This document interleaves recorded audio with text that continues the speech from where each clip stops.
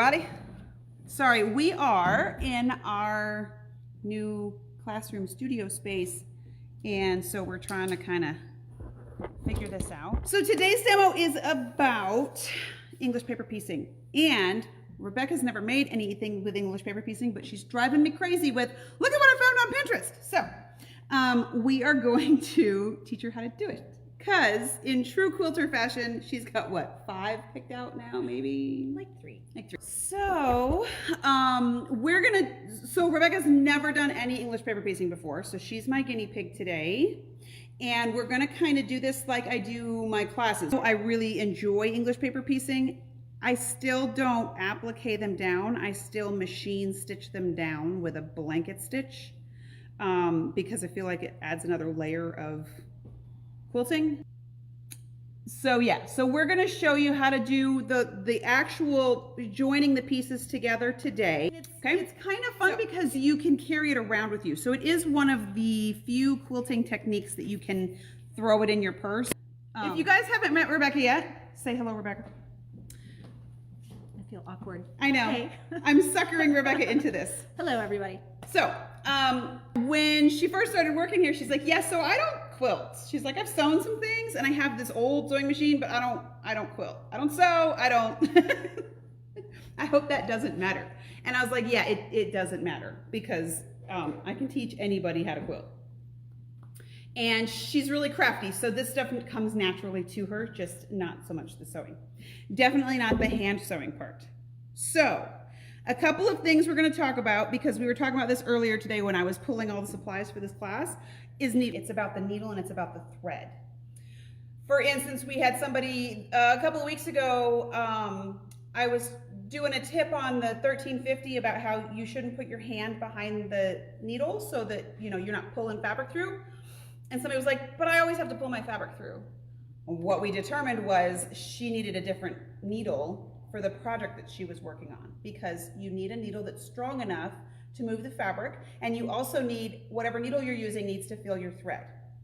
That is no different with hand sewing. So I pulled out 3 different needles here. And when I first started working here and I told you grievances on why I get so stressed out and curse at the sewing machine, and one of the first things you mentioned to me was my needle, and I did have the wrong needle in there, and you also mentioned about cheap thread, and I was using cheap thread that broke all the time, and yesterday I sewed very quickly and flawlessly and had no problem. So right, 9 times out of 10 when your machine's acting like a brat, change the needle, put in a good thread, and rethread everything, and 9 times out of 10 that'll fix any problem that you have. That is true for hand sewing too, and English paper piecing is no exception. So what I did was I pulled out 2 different needles, 2 needles that are the same needle but a different size. So I like tulip needles. This is a tulip needle between size 10. Most hand sewing needles that quilters use are either a quilting needle, an applique needle, or a between. The needle is the same length or the same thickness from the eye down to where the tapering of the point starts. This one's a size 9 and this one's a size 10. Yes, I understand how tiny that eye is. We're going to show you how to get around that too. The reason you want a tiny eye is because you are taking small stitches and you're using a fine thread. You want the hole that your needle makes to be filled with thread. Now this is the needle that I'm going to recommend that she start with because she's new and it's a nice long needle. This is an applique needle, but it's still a size 10, so it still has that tiny eye. I should have kept this one out. So here's the difference between a size 10 applique and a size 10 between. It's considerably longer.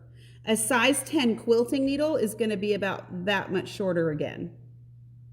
Okay? Quilting needles are tiny. Goodness. And this is why quilters drink. But we're going to use this needle today, this number 10 applique needle. Okay? All right. So now we've talked about needles. We're also going to talk about thread.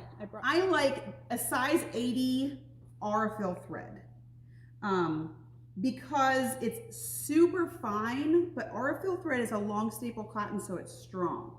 What that's going to do is it's going to fill the eye of that needle but it's not gonna come apart. So I have a length of it cut already.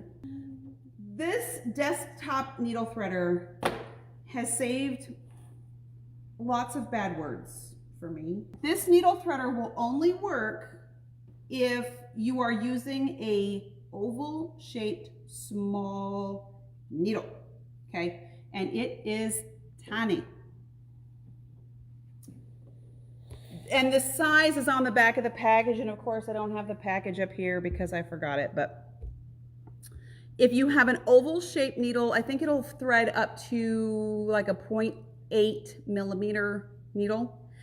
This is not going to thread your embroidery machine, your embroidery needles. It's not going to thread your milliner's needles. It's not going to thread those. It's going to thread quilting needles because it has to be a small eye. You're going to drop it in the little needle slot. I'm going to let you thread it. And then you take your thread length and you're going to lay it in the crack. And then you're going to push the button. Seriously? Mm-hmm. Hopefully, did the thread jump? See? See the loop? And then you pull. Yep. Can they see the loop? Yep. Oh my God, I'm going to have to get one of those. Isn't that amazing? It's amazing. So you didn't even have to look at that eye. No, because I, with contacts and glasses, cannot see an eye. You don't need to. Yeah. You just need to be able to see that hole. That's amazing. And you can take it right off the spool of thread, and there's a cutter right here too. So you can pull off your length of thread because this is too long of a piece of thread, and you can just pop it on there and cut your thread. So, needle threader for tiny, tiny needles. Okay, so the quilter's knot works like this. So you're gonna take, you're right-handed, right? Yep. Okay, so needle in your right hand, take your thread in your left hand. Let me see, I'm trying to walk this through without doing it. Okay. You're going to put the thread across your forefinger on your left. Oh, my cuticles look horrible. People don't. Nobody will see them. Put them, I'm put not your getting finger that out. close. Like that? How do I? This one. This one. Put the thread on your needle. Your other right. Make an X with the thread. There, and then. Yes, needle top. Yep, needle top. And then you're going to hold the thread and the needle in your right hand. So like that. Kind of, yeah. I know, it is. You got to get a hold of it. Okay.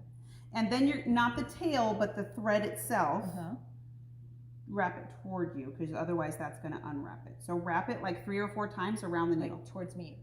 Towards, this way or towards me? like this, like you're cranking something. Okay. How many 3 or times? 4 times, whatever. 4. Okay.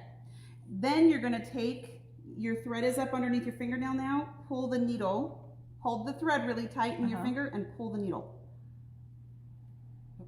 But don't unthread. Don't unthread that. And don't make me leave. See? Don't See your lose tiny an eye. little It knot? does look at that tiny little baby knot. Right. Okay. So you want to make sure that you keep your gonna take tail some in there. I usually use about 1.5 feet worth of thread because that is usually manageable, and then I don't have to thread my needle all the time. Okay, so that's how we're going to thread our needle. So now and then we're going to talk about thread magic. Thread magic, I swear to God, there's no better word for this stuff. It is amazing. Okay, so there's our quilter's knot. So I prefer, so when you buy a kit for English paper piecing, what typically comes in the kit is directions and papers. So there's a baggie full of papers. There's enough papers to make this pattern. I use my papers as a template. I don't use them in the project because I'm lazy and I don't want to take them out. The other thing I prefer not to use, the other reason I prefer not to use papers is because when you pull the papers out, you're kind of tugging on the fabric and then it doesn't lay as flat.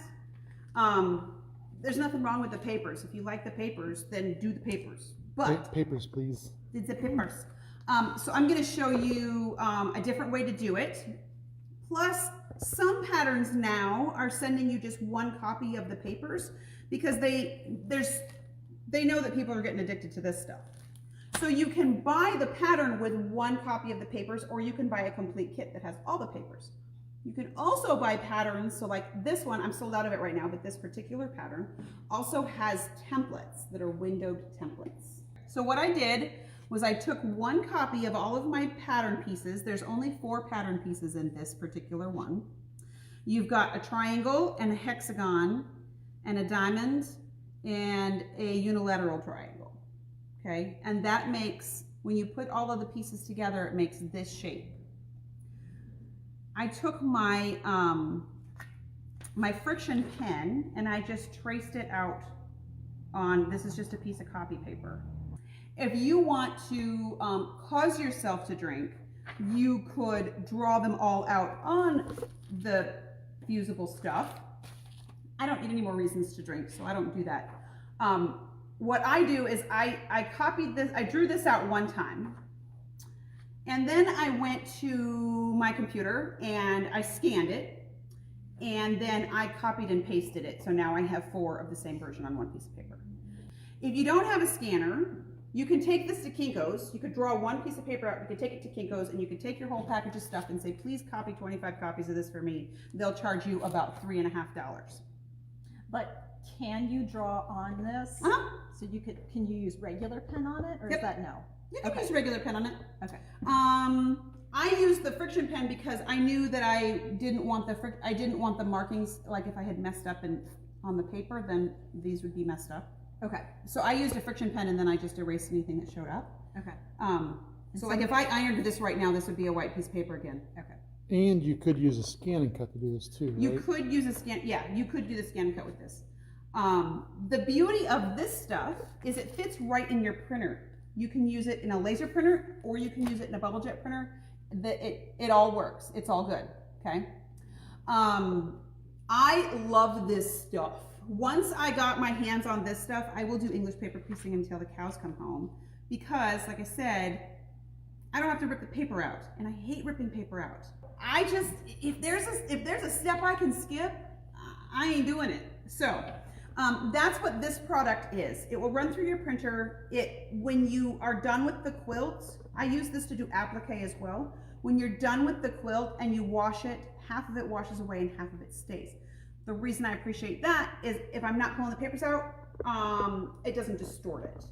So especially if I'm gonna go and applique this down, I want everything to be really straight. One little tip, when you get this all scanned or you get this copy and you wanna run it through your printer, make sure that you don't have the little box check that says scaled size or fit to print or whatever it is that your printer says, because it will scale it. All right, so I printed this out. This is what we've got. If you want to cut those out, just cut them out right there on the line. We're going to do the hexagon shape first, but we're going to use them all.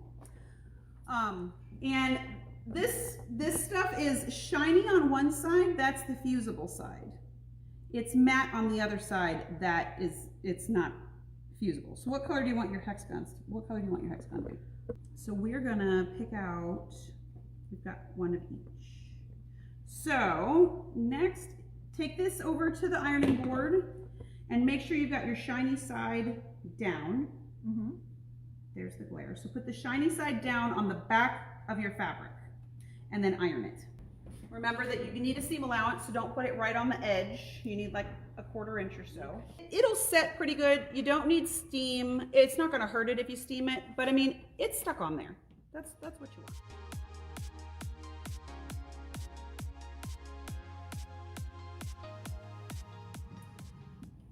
So if you're gonna do this style of this technique, you need a seam allowance.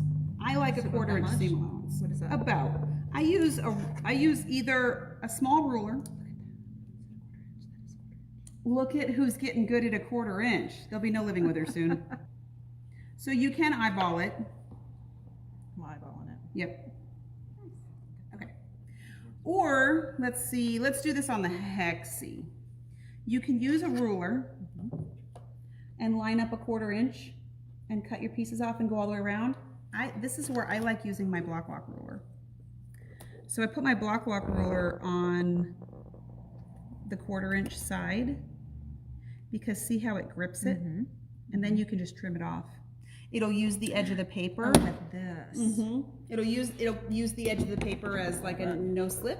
I gotcha. And you can just kind of pop it all the way around.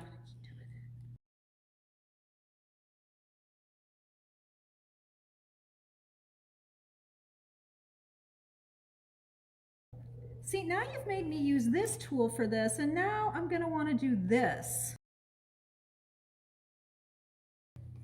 Okay, so while Rebecca's cutting that last one out, we're going to talk about glue.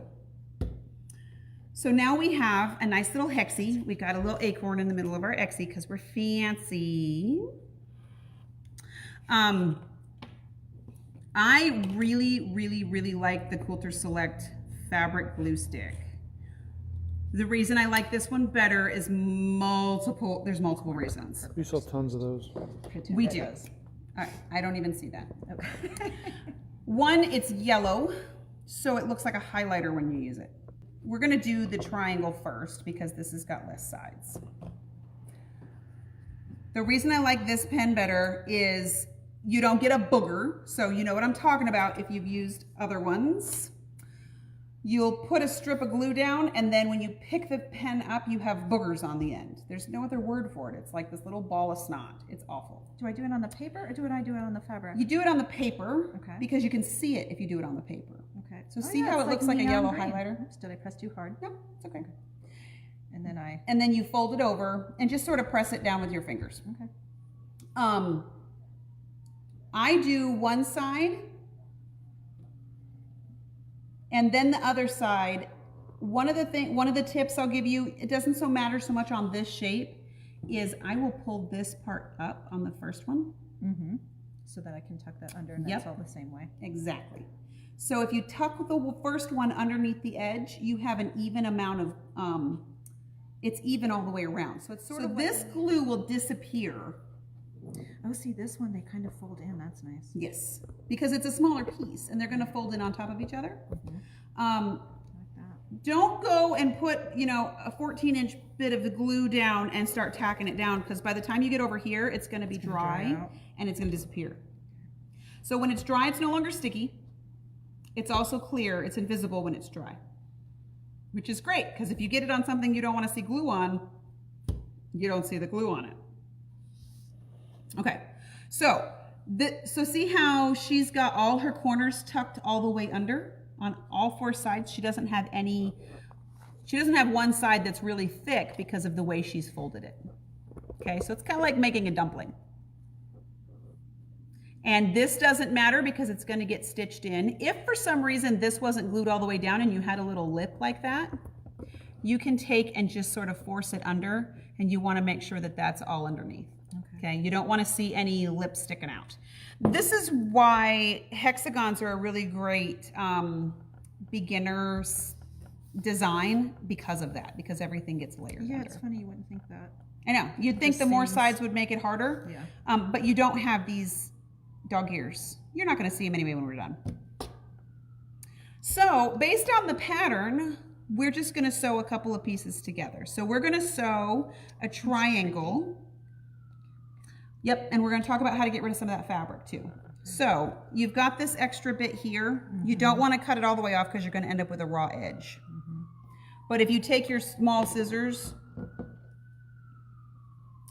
and sort of put the scissor against the side, but pull the tip back and kind of haircut it. So when you pulled the pattern piece back, it kind of gave you a buffer. Okay. So you're still going to have the tip coming off the end up here, but that's okay. You don't have as much fabric to deal with. Hey, that looks really cool on there. It's like blue leopard print. It looks very nice. It's very nice. I love a thimble. DJ bought me this silver thimble for our anniversary forever ago. Find a thimble that fits your finger. I always wear mine on this finger. It's tarnished. I need to clean it because it's silver. But I do like a thimble. I also really like these thimble dots too. These little thimble pads, they're kind of like the stuff you put on your feet for corns, but stickier. So you can just peel this off. Dual purpose. And I was gonna say. Yeah. Figure out wherever it is you hit the needle the most, which for my finger is right there. I just know that because I sew a lot. Plus, it's right on top of that spot that I got a blister yesterday from cross stitching. You can reuse these a couple of times until they, in my case, stick to the cat. So our pattern says we're going to take and put this triangle, and look, we kind of fussy cut that too. We're going to sew this triangle to this part right here. Okay. My favorite paper piecing tool is actually meant for machine embroidery. It's this embroidery perfection tape, pink tape. The reason I like the pink tape is the glue that's in the pink tape is the same composition of painter's tape. So it's not gonna leave residue on stuff, but it's gonna stick to it. What this is meant to do is when you put something in an embroidery hoop, like say you want to hoop something that's stretchy and you don't want it to go up under the needle, you can roll it around the hoop and then tape it back with this because this stuff sticks like crazy. That being said, don't go and mark stuff with this pink tape and then leave it in your hot car. That is when the sticky stuff will come off onto things, okay? So we're just gonna take like a 1-inch piece of this stuff. I love how you hate pink, but all of our tools today are pink. I know. I have no control over the tape. And that was for you because you like pink, you weirdo. Okay, I take about 1 inch of this tape. I'm not even gonna show you how to whip stitch stuff because I'm gonna show you this other technique instead. We're gonna tape this down flat. Okay, so this is called flatback stitching. So now what you have is this space that you're gonna stitch between. So you already have a knot. What I want you to do is take your needle, put your needle in, so you don't wanna stitch right to the end because then you're gonna see your knots. So about 1/4 inch in, take a bite from this way. So take your needle and run it through so that it runs through the fold into the other piece. So the secret to a flat back stitch, and the reason that a flat back stitch is good, is because you don't see the stitches at all. A whip stitch is, pull it all the way through to the knot? Pull it all the way to the knot. A whip stitch is great, but you're gonna see them. And this is why it doesn't matter that you have a really long tail. So pull it till the knot hits the fabric. Then you're gonna take and you're just gonna make maybe a stitch here, then you're gonna stitch right there in that corner. You wanna catch both of those corners in a stitch. So it's weird that I'm going backwards. Is that how you would normally, yeah. Is that how you would normally be holding a needle, or is that uncomfortable for you? Oh, I think that just came natural. Okay. Whatever. Should I be however's doing it a comfortable. different way? Nope, it doesn't Oh, matter. I Just guess you want it to be comfortable. I got under that. Oh, there you go. Yikes. Okay, it's all this, sorry. Plus, we've got this long ass piece of thread. Right. So. And then we want to get right at the You corner. want to get right there in that corner. You want to Do grab. I want to get this corner and that corner? You want to get both corners. Yep. Grab both corners with the thread. And it's okay if you stitch through the paper because you're not going to tear it out. Oh. So don't freak out that you're stitching through the paper. That's the other benefit of this, since you're not going to take the paper out. I got on that fold. Is that fine? That's okay. You're not going to see those when we're See, done. I keep getting, how do I keep getting, I keep doing something weird. Probably because it's just a long piece of thread. Okay. Stab that fabric. Yeah. So when I do this, I take 2 stitches in the corner because you want your corners to really lock together. Okay. Oops. What's that sign? Don't piss off a quilter because they know how to stab things. Oh no, Several this thousand is times or whatever. proof that I can stab something 10,000 times. All right. My or something. stitches look like a hot mess, but It's okay because we're doing it like this. You're not going to see them. Then what you're going to do is you're going to do those stitches. You're going to do one about here, here, here. You're going to go about here. You're going to come back over to the corner and make those 2 stitches here again, and then you're going to make your last stitch here. so I'm confused. So what? Okay, I'll ask that in a second. Do I just like jump over here? It's okay because that's why I do 2 stitches in the corner, because then when you jump, it's not going to tug. Okay. Because it kind of locks that in. So the reason we do this is because it's easy to hide your knots and you don't tie it off at the very end. If you tie it off at the very end, you can end up with sort of a messy bit off the other side. Tail right there. And don't worry about the tail. If you stitch the tail down, it's all right. And since this is that one is a small triangle. So skip that stitch. Skip it. And do the corner one. Do the 2 in the corner like we did on the other end. So did I do 2 in the corner? I think I did. I think so. And then you're going to make your last stitch right there. Okay. Now you're going to just tie a knot. So right where that last stitch was that you made, you're going to make another stitch right here. And what I do is I get a loop and then I run my thread through twice to make the knot. Oh, before you pull it up. And then when you pull it down, the knot just goes right to the fabric. Oh, that's Okay. nice. Now snip that. How much do you leave? Like that I much? leave, yeah, that's fine. You take this paper off, and now look, you see no stitches. Oh, look at that. And this stuff's really good and sticky, so you can reuse this to go all the way around the whole Should thing. I have done it a little tighter? Because I can go like that. No, because by the I mean, you'll get better at that. You'll get to Right. where you just have a feel for how hard to pull Okay. on it. But when you add the other pieces, it's all going to go together. Okay. Now, here's the beauty of, so like the quilt that you want to make, and I keep telling you don't worry about it because you can set in stuff. So setting a block in quilting is a pain in the butt because Y seams are psychotic. The beauty of English paper piecing, which we don't have another, we could probably put this piece on there. The beauty of English paper piecing is you can stitch this, say you're going to stitch this piece on, and then you're going to put another hexagon here. Okay, so let's just pretend we've already done that. Now I can take and fold this back and put these two sides. So let's say this is stitched. I can then fold this together. And now I have stitched this side. I can easily stitch this side. And then when I open it, it's all going to lay flat. So now we have this really weird shape, right? So let's just pretend that we were going to make some sort of 3D shape. So I stitched this piece down. I'm going to take these two and match them up. Now, if you had to do this on a sewing machine, it would be miserable. Or if you were going to set in a Y seam, it would be miserable. But this is, now the other reason I'm going to show you this is how you whip stitch one, because you can't flat back stitch this because we're going to make this 3D. So I've seen some really cute like Christmas ornaments that are made like this because they're a 3D shape. So I still took my stitch, can you see? Mm-hmm. I still took my stitch about a 1/4 inch out. I'm going to stitch my corner. I'm going to go right through that corner over here. I'm going to lock it twice because I don't want that to move. Okay, why don't you want to start in the corner?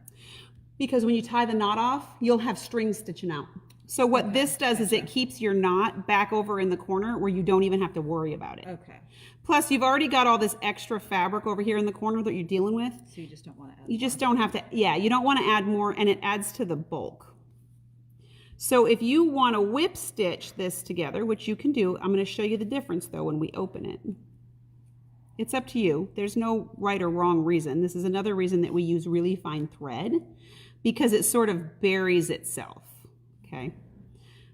So we're just going to, and these probably aren't going to be the best stitches because I'm going kind of fast, but we're going to come all the way back over here to this corner just like we did on the other side. I'm going to skip a couple stitches.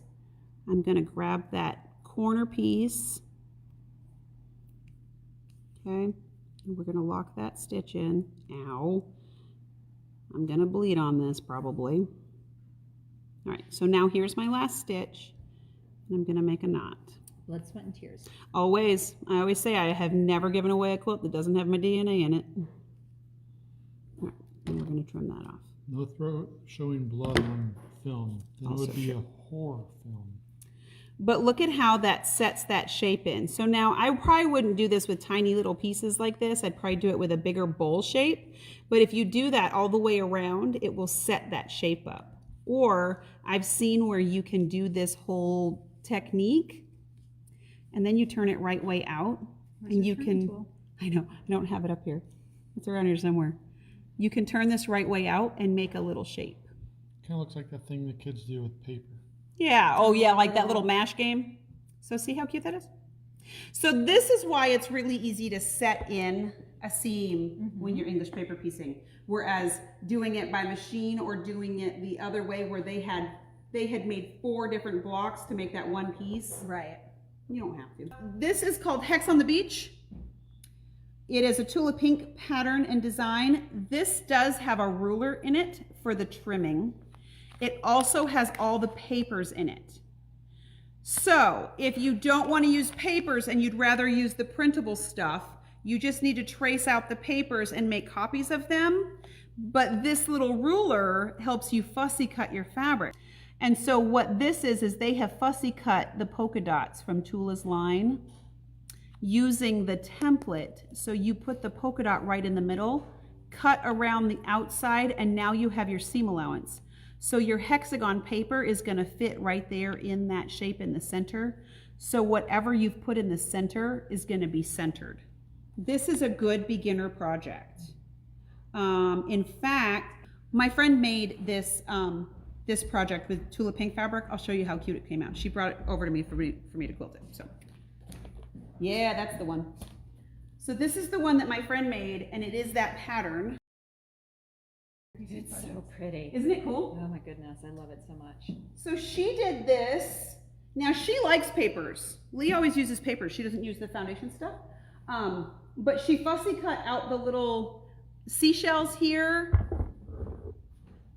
So she's got some seashells in there, and then she's got some polka dots in there. Some of these she fussy cut, so like the eyes she fussy cut, but some of these she didn't. She just, and this is all different Tulip fabrics all mixed in here. Some of them I think was stuff that she raided out of my scrap stash, to tell you the truth.